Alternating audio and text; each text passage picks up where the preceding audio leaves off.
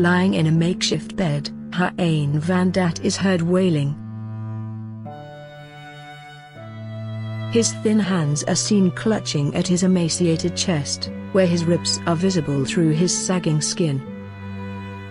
But most shocking of all is his face, which is green and rotten with gangrenous flesh. Dat's face has been slowly eaten away by a mysterious disease, which has claimed the roof of his mouth, his cheeks and his eyes. The 51-year-old, from Saigon, in southern Vietnam, can no longer eat and can barely talk.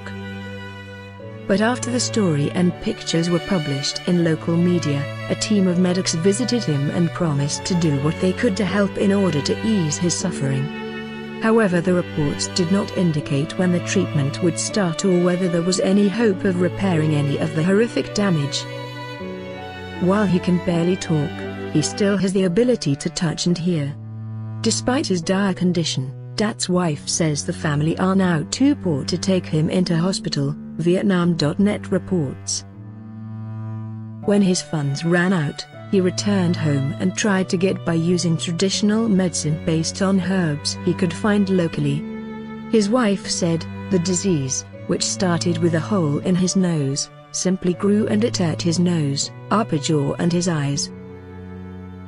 Several months later, the hole got bigger and Dat had further surgery after the bridge of his nose collapsed, but this also failed to help. Despite being told another operation could solve the problem, he could not afford all medical treatment that was required. Dat went to Ho Ho Hospital in Saigon to be examined. Doctors realized there was a problem with his nose partition, which was diagnosed as a deviated nasal septum, and which they operated on. But it did not seem to slow the pace of the disease, and a year later Dat discovered whenever he drank water, it ran into his nose through a hole in the roof of his mouth. Who is also 51, said her husband's condition first presented itself in 2004, when he began getting nosebleeds 3 or 4 times a day.